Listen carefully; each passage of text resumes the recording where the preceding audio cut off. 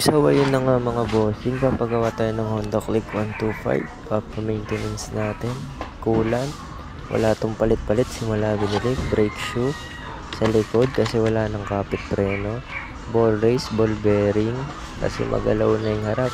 Spark plug, Honda stock, pati itong bearing sa gulong.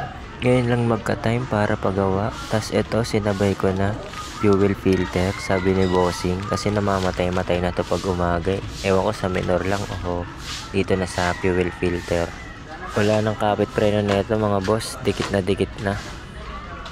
Tapos yung sa gulong dito, may kabig. Ewan ko kung ball race o bearing sa gulong. Dalawa lang naman yan. Tatakot ako sa preno na ito kasi kahit palitan mo, ganun pa rin, malalim pa rin.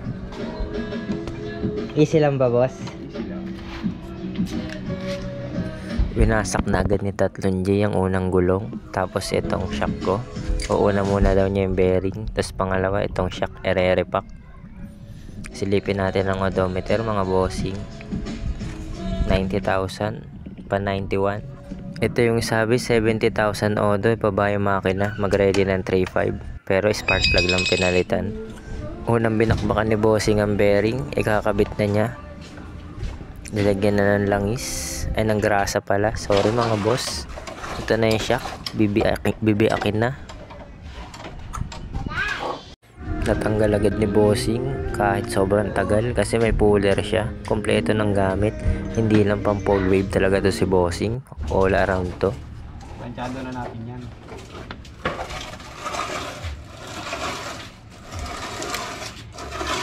O ba to? Parang piston ring eh, no?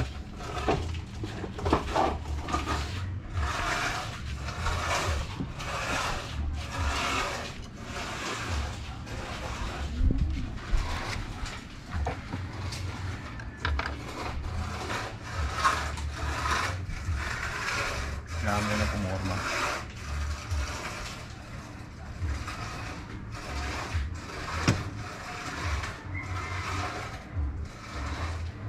Ayan pala yung lock niyan eh, no? Yung ano, bakal.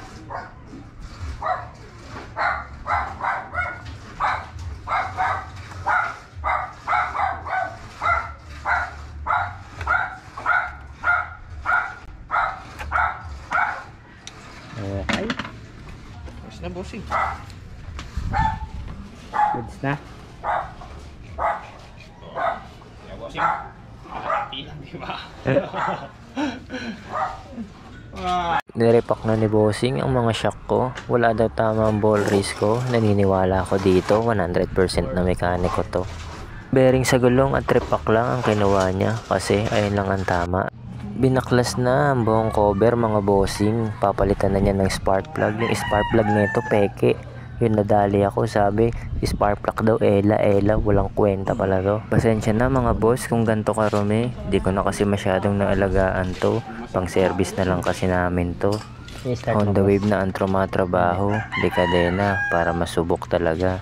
Nakabit na ang spark plug mga bossing. Kaya i-start muna natin. Tignan natin ang tunog.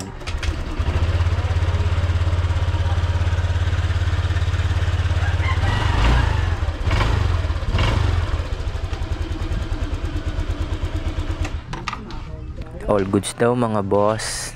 Ito pala yung napkin niya, yung fuel filter. Ito yung sumasala ng mga gas na marurumi. Hindi ko na rin naasikaso to. Mga 20k na siguro tinakbo na ito simula pinalitan ko. Pag bibili kayo nito mga bossing, sabay nyo yung o-ring. Kasi kahit nagpalit kayo nito, pag walang o-ring, tatagas to. Nakaset yan. Ay hindi yan nakaset mga bossing pag binilim nyo. Kaya sasabihin nyo talaga isama yung o-ring. May sandali lang. Mas mahirap ang magbukas eh.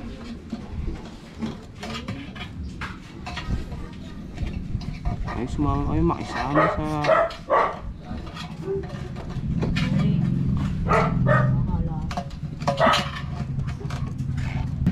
putang ina, delikado pag pinuwersa. Nalagay na ni bossing ang fuel filter. Binira naman niya dito yung tambucho. Papalitan ng brake shoe tas coolant. Yung coolant ko dito mga boss, simula binili to sa kasa, walang palit-palit, puro refill lang. Dapat hindi ka nila sinusundo kung may service ka. Pala yung radiator niya, no? Hmm.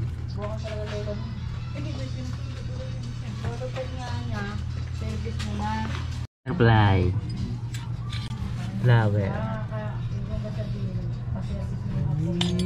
After 5 years, bubuksan yung kulang.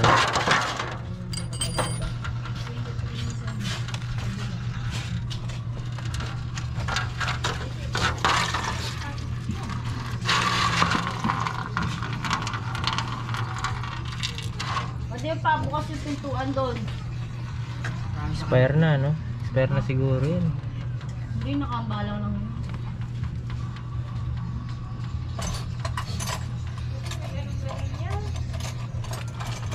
Ang lupit ni Bossing, nilagyan niya ng technique. Alam niyo yung Inca na soft drinks, gumupit siya nun. Kasi yung mags ko, malaki na yung kayod. 90,000 ba naman tinakbo. Kaya kahit anong palit ko ng brake shoe, ang lalim pa rin. Ito inangatan niya. Tignan natin mamaya kung gagana. Kahit sa mga drum brake, ganyan ginagawa no? Pero wala namang kaso yan no? Wala namang kaso yan. Oo. Kaya bossing. Sumaksa. Ano? Dito ito bossing. So, ano, kunti piga lang ang paikotin niya. Yung gulong? Oo, ayan. Oo nga. Ayos ah. Ayun pala yung sasabing diskarte, no? O kasi dati pa nagpapalit ako ng bagong brake shoe. Kahit bago, ang lalim pa rin sa preno. Ayun lang pala, no? Sa hub na yung problema, boss, eh. Nakakuha kayo ng diskarte, no? Ano pala yung sinasabi nila sa drum brake, sa mga hub? Mountain dew lang palang katapat. Diba? Okay pa. Oo, ano yan? Ma-adjust mo pa? Kaya pa. Daan mo din ang mutan mo kung ka. Hop. Sige, clear pa ako. Konti pa, boss. Konti pang adjust. Ang galing mo talaga, bossing. Tumitigas na yun sa preno. May a-adjust pa siya dyan sa harapan mamaya. Hindi ko lang na video. Nasisigipan niya doon yung tambucho sa may dulo. Okay na mga boss. Maraming salamat. Kung gusto nyo dito magpagawa, i-wish nyo lang to. Salamat sa tumapos ng video. Solid tong mekaniko na to. Trusted pa.